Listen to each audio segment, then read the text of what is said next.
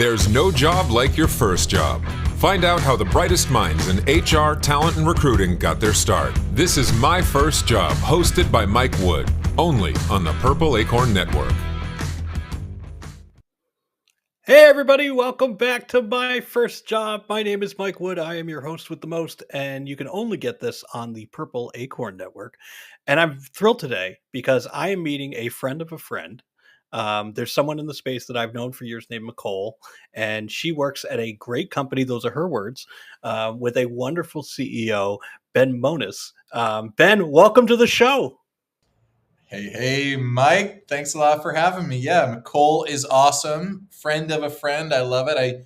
I'm not going to say I paid her to say it was a great company, but I'm glad my paying her leads to that. And no, I'm just kidding. Nicole's great. Yes, well, if you pay people, they do say good things about you. That is most of the time. But no, Nicole's without Fama, she's been an influencer in the sector for more years than I can count. Fairy God Boss, that whole thing. So yeah, she's great, an institution in the industry, and we're super lucky to have her on the team here at Fama. great. Well, we'll have her on the show at some point, but we have you on the show today. And this is a question that I ask everybody.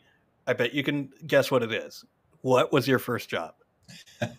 Sure. So I think I actually not to like out myself and get some authorities knocking on my door, but I think I started working before it was like legal to work in the state of Oregon. A lot of people have. A Yeah, lot of people on the show have all started around 13, 14. Yeah, right. And so while I had those jobs, which were like my jobs, like being a caddy at a golf club, which I think a lot of people did when they were younger, or instructor at a sports camp, I would say my first like real job was first job with like a paycheck was at Nordstrom selling women's shoes was my first. I was the youngest person that store 20. Any Portland, Oregon folks listening or fans of the city, right there in downtown Portland near Pioneer Courthouse Square. I was a salesman on the floor in the women's shoe department at Nordstrom. Now, the only reference I have from a women's shoe salesman is Married with Children, where Al had to, it was like the worst job that you could think of. That was essentially what he had. Was it that bad? No, hell no, it was not that bad. Are you kidding me? That job was amazing. I mean, the money was great. It was one of these jobs where it was a eye contact sales floor. So, the whole sales floor was like people kind of just, you'd be like trying to look at people, like catch their eye and stuff, but you would get 10% of every shoe you sold. Oh, And, it was the type of customer that would come in very often that were already coming in to buy something, not just browsing. And so it was a lot of teaching me about, what I learned in my software days, the role of upsell and cross sell and all those sorts of things. So no, it was a fantastic job, hard driving hours. And there were people on the team there who, it wasn't just a summer job like it was for me. These were people's careers. And in the, late 90s, early 2000s, people were making more than $100,000 selling women's shoes, and had done it for their entire careers and retired, a few years later, and built a very nice life for themselves. So no, I think Married with Children, I know exactly what you're talking about. It wasn't bad at all. I mean, certainly, a retail sales floor for anyone that's ever worked that sort of job before, you learn how to fold clothes. I'll tell you that. You figure out how to fold clothes quick. But it was a great job. Loved it. So truly. If I come in, so I'm going to put my skeptical hat on now, and I'm going to be like, why would I go to you for women's shoes? And you were probably like 18-year-old kid or something at the time. Like, why would you know what shoes I need? Well, respectfully, I mean, you come to the women's shoe department, like then what's this guy doing? But in any event, I'm just kidding. There actually were men who bought women's shoes, which wasn't that weird of a. I was living in Portland, so Portland's like a cool, hip, very progressive city. So there actually were men who bought women's shoes for themselves. But the thing for us was much more about guiding the conversation. I think with the customer, right, of providing a recommendation and sort of expanding and acknowledging. It kind of teaches you these basic principles of commercial psychology. I would say for me, I was in many ways just a conduit of getting a size. That's kind of where it starts, right? Because that's the thing about women's shoes, right? Is they're not all out on the floor. Certainly at this store, you had to kind of go in the back into the stock room and bring things out. But what I do remember is that, they would have this policy where someone would come in, a customer would ask for shoes. And our response would be to, yes, go get them in that person's size and the customer's size. But also there was a shoe of the month that you would bring out that the company was trying to push. That was hot. Keep in mind, this was at the time when like Ugg boots came out. And so that was like flying shelves. And for those that remember when Ugg boots were super hot in the early aughts. But then you would kind of defer to your own judgment as a salesperson as to what other shoes went well with, that person's style and, their outfit. And being highly complimentary definitely works. And using lines like, I had a customer come in and buy this pair last week, and just 2 days ago they came in and bought 2 more pairs. So that was, you kind of throw in those one-liners and stuff. Yeah. Have you done modeling before? Because you do have really nice feet or something. I would say stuff like that without trying to sound creepy. Yeah. And it's funny. I remember being like a teenager, right, with like all the budding testosterone in the world, and being like, this could be a great way for me to meet my next girlfriend, right? But the only women I was meeting were the 55 or 65 and up, that kind of thing. And so it was a lot more like, you'd be so great for my daughter or my granddaughter or something like that. But no, it was a great experience, and there was a lot I learned just about business and the full contact nature of the world sometimes. I love it. So there's a whole subculture of young men trying to like meet older women, like the cougars of the world.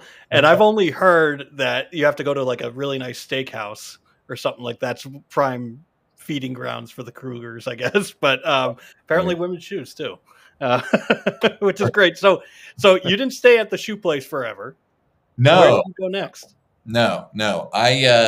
So little known fact about me. My dad was the 1977 North Carolina pork cooking champion, which is a big deal for anybody who's in North Carolina. Does he have problems like running into fans in public? And no, this was like 1977. So my dad claims that the reason he only got third in the country in 1978 was because of his grill side demeanor. And by that, I mean my dad had hair down to his shoulders and a beard down to his chest, and wore dashiki at the national competition in Seattle. So real hippie. Whole hog barbecue, was big in my life as a kid. And my next business, the first one I ever started, was called Real Good Barbecue, a very descriptive, simple name for a company. We did whole hog barbecue for tailgates, for weddings, parties, etc. And our tagline was that we're the only Jews who do whole hog barbecue. So that yeah. I love it. I think that's fantastic. There's a ton of like, and maybe it's the algorithm, but there's a ton of like cooking influencers that I get served up all the time on Facebook and TikTok, and I'm sure my feed is the same. So we're probably, you and I, Mike, are probably in the same audience for these. Probably, but that's fantastic. And how did your dad feel about this new endeavor? Was he a part of it? Yeah, I mean, he did most of the work when I was a teenager. I was just the sort of sous chef to his master chef, if you will. But it if anyone again is a barbecue, so we're kind of the cross section between women's shoes and barbecue. I mean, this is like the real full spectrum.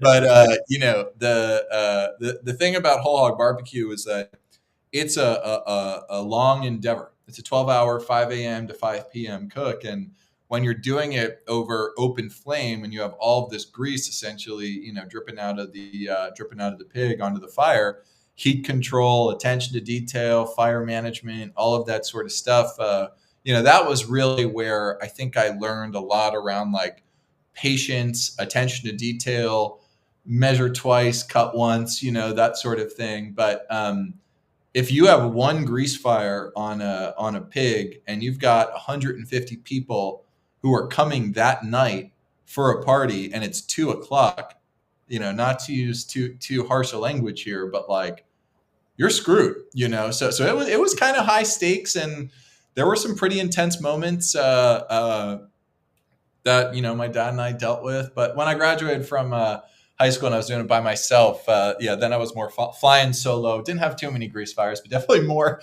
than when it was me and my dad who were doing it. But That's awesome. So I have a smoker. I do pulled pork sometimes. Pretty easy to do, and Mhm. it's electric, so it's not. I'm not combining my own thing. But do you have a setup at home, like your go-to smoker setup?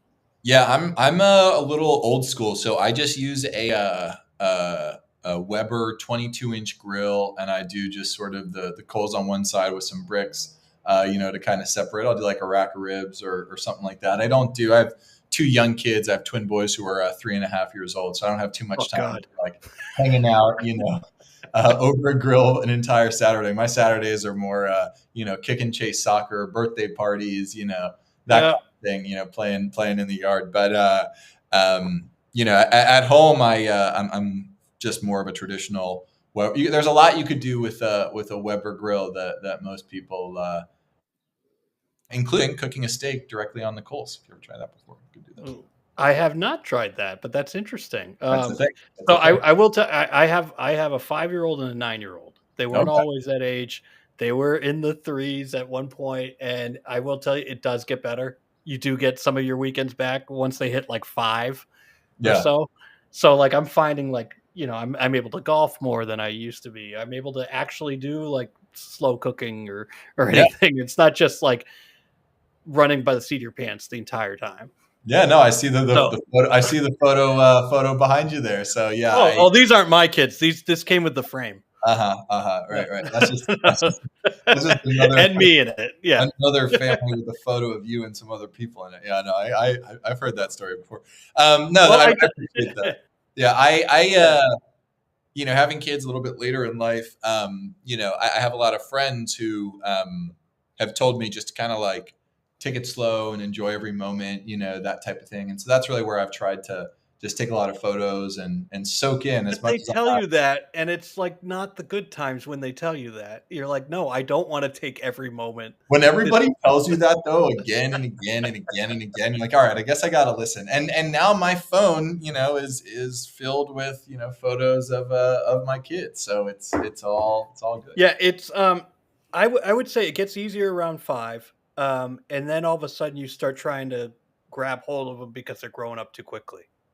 So like my 9-year-old Everyone now is says, just like, oh, okay, because you get used to them being little, and then all of a sudden you turn around and they're I'm not a tall guy, but they're pretty close to my height and stuff. So yeah, it's crazy. But so tell me how you got like started with Fama. Like, how did yeah, you end up in this right. position from doing barbecue? For anyone wondering, I'm not. This is not a barbecue company anymore. This ain't we No. ain't doing barbecue over here. We're a talent screening company. So, we sit broadly within HR tech, but specifically at that kind of stage when companies are considering one or a couple of candidates for a role. What we do is kind of unlock the power of who you are online in text, image, and video to help bring that sort of insight around really behavior, how somebody's going to act around employees, around customers, using their online identity as a proxy for it. Makes a lot more sense in 2025 than it did in 2015. We're finally at a point where 50% of the workforce is Gen Z and millennial. These are people who are all digital natives who live their lives more online than offline. So being able to compliantly essentially screen a person's online presence and bring it into a hiring process is a tough thing to do. That's really what we specialize in. I didn't know anything about HR. I didn't know anything about talent acquisition, and certainly much less background screening. I was at a conference last week, and on stage I was saying, which is true, it makes me sound like such an idiot, a bit of a neophyte, but I thought background checks were legitimately like stored under a secret database beneath the Pentagon with some like minority report computer that you could just like go like this with your hands and you could find anybody's criminal record. For those of you that also think that, it doesn't work like that at all. So I've been in software for a long time, enterprise SaaS, a few different startups, over the past 20 years or so. And I hired a guy at one of those companies, resume, reference, looked perfect. Seemed like the right dude. Fly him out for the, social interview, which we did, at a bar at the time, which doesn't really seem to happen anymore, but it's kind of the way we did things back then. It should happen. I don't think it's wrong to happen. Even if someone doesn't drink, I agree. We don't do that at Fama, but I agree. Anyway, 6 months into the job, this guy ends up sexually harassing one of our top salespeople. Horrible experience for this woman, for the company. Major ick factor, a lot of lost revenue, a lot of lost dollars, a lot of lost enterprise value for a range of shareholders. We ended up missing our number, doing a down round, a bunch of people left. A whole story that, we just don't really want to dig into. But after the fact, we see on this guy's social media all this like pejorative, misogynistic content about women that if we'd have seen it, we never would have hired him. We never would have brought this guy on board. So I came at the problem we solved from that perspective of, hey, I experienced the pain of missing something that was plainly available online. And in the early days of starting a company, when everyone around you is questioning the decision you made, you're questioning, did I just abandon my career to just go do this other thing? Having that belief and righteousness around the problem that we were solving, its importance, ensured I never really strayed from the path. So that's kind of how I got going. And we joined an accelerator. I'm here in LA, as you can maybe see behind me, low-lying. I'm based in Los Angeles, and we joined an accelerator called Amplify. We had a PowerPoint presentation, and that was it. I asked for $150,000, and we used that to hire a CTO, and we built a prototype, raised a seed round, 10 years and $25 million of funding later, and 4,500 clients in 30 different countries. We're the market leader. So I'm impressed. I think that you guys are onto something. I think, and it's funny that people don't realize that, stuff online is forever. So, you can stand up on certain issues and whatnot, but if you are like wildly against what a company wants to publicly stand for, they're not going to hire you.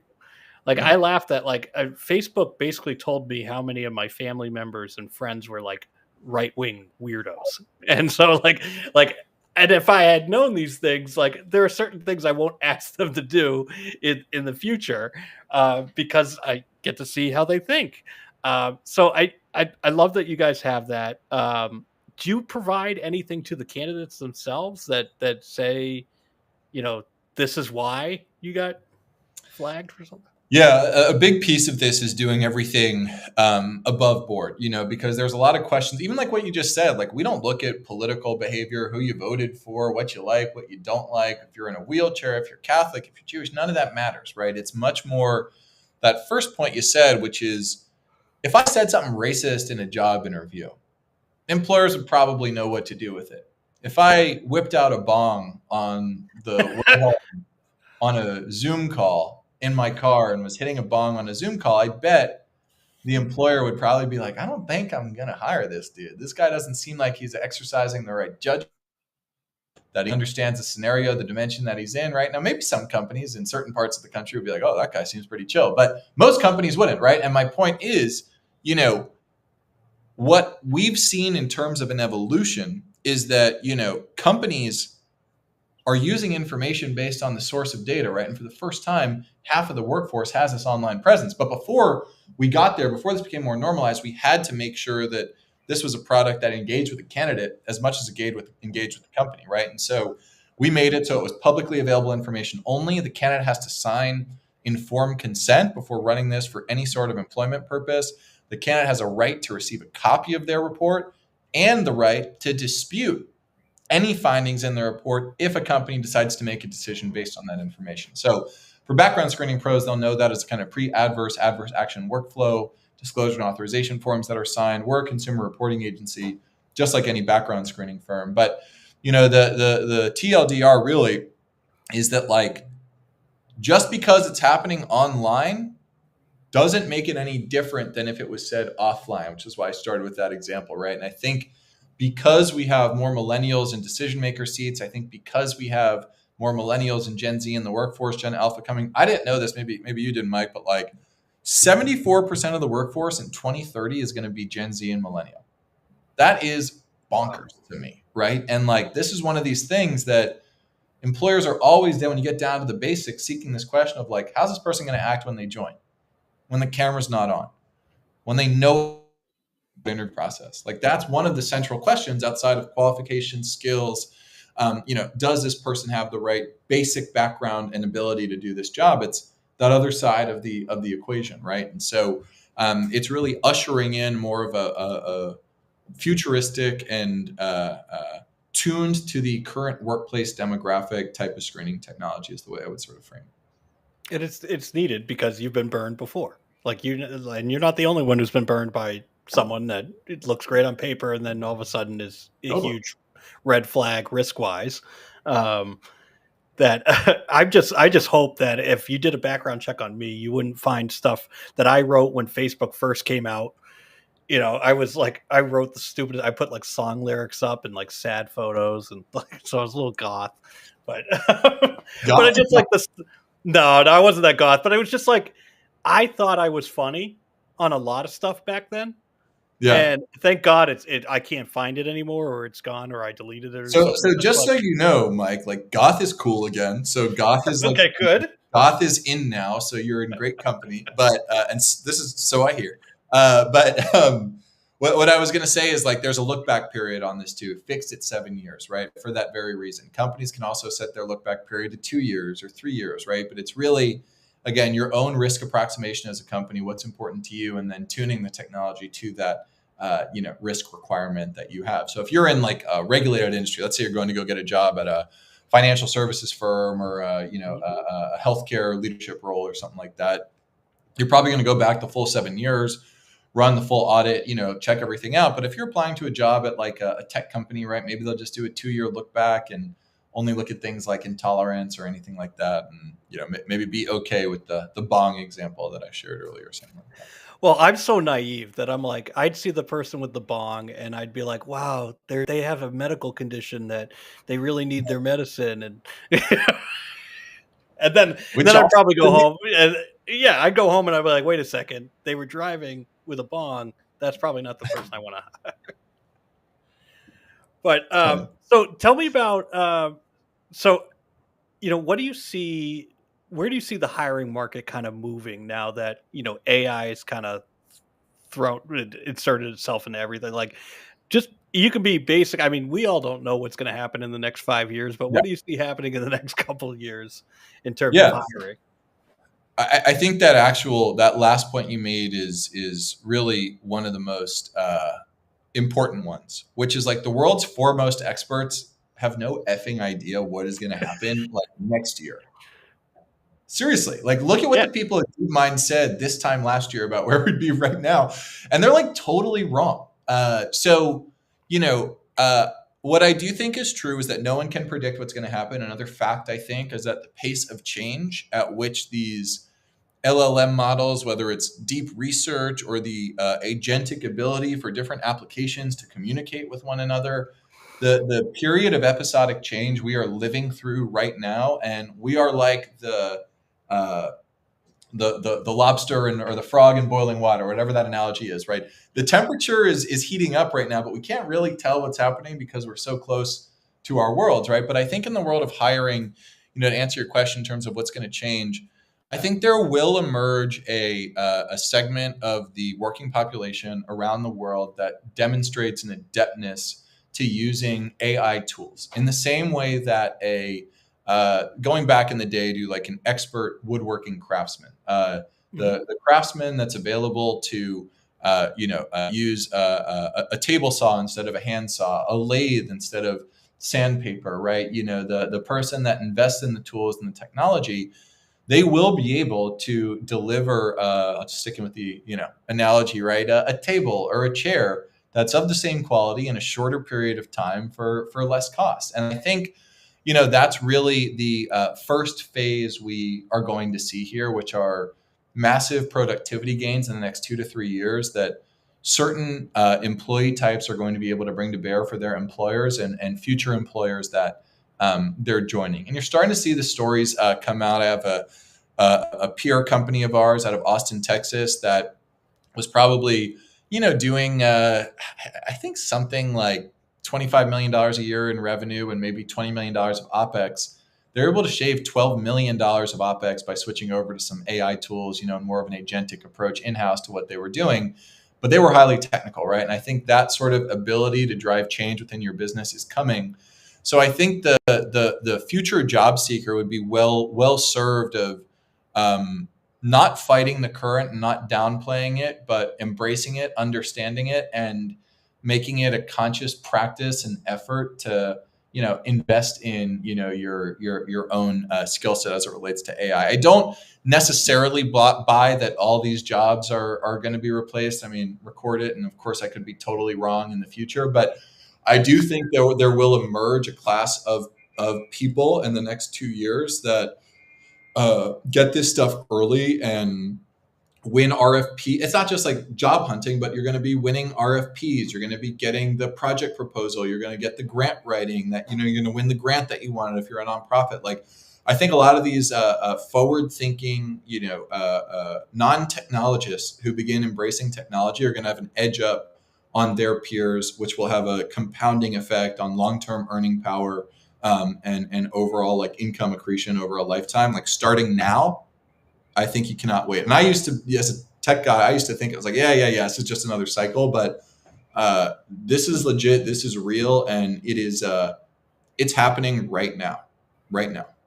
Fast. And so like I started using Gen AI maybe like a year ago, and it only came out like a year ago, like the Yeah. ChatGPT stuff. And I first used it, and it would hallucinate all the time, and I laughed at it. It became like a parlor trick. Well, Right. now it's really good because you can use it to learn. Like it can learn my writing style. It can learn, so like stuff that used to take me a long time to do. Like, let's say I'm planning an event and I'm doing like just speaker bios or Yeah. session abstracts. Load it up. Stuff that nobody cares about and just needs to be done, get it in the system. Now I can do other things. And Yeah. so Great. I do love that part of it. We're coming up on time here, but I love that you've been so open about yourself and Fama. Can you tell us what's the latest with Fama? Where can people find you? Sure. Yeah. I would say the latest right now. I'm not one of these CEOs that's like, and next month we'll have a self-flying car that will barbecue a whole pig for you and serve you See, background. it all comes back. It all comes back to that Yeah, first I'm, job. I'm trying to invent something new, but no, for us right now, we're super focused on our customers, on investing in the technology that we've built. We've got for our clients a range of new features we think that have driven win themes for us in the marketplace that we're doubling down on to improve the customer experience. We're bringing new team members on. We're really just like one foot in front of the other. We've been around for 10 years, but we're a company that only recently is experiencing, a pretty dramatic uptick in adoption and growth. And we're really here just trying to service the market and help connect people who have identified the fact that, half of their workforce, like I was saying, is Gen Z and millennial, and they turn a blind eye to this source of information about candidates' employees for more than half of their workforce. So yeah, I would say if that sounds like you and you're listening and you want to chat, hit me up on LinkedIn. I post infrequently there, but I'm pretty active. And on our website, fama.io, Fama.io. That's the best way to get in touch. But I really appreciate it, Mike. Cool. It's been fun. This No was one of my problem. favorite Thanks, Ben. podcasts. Yeah. Oh, good.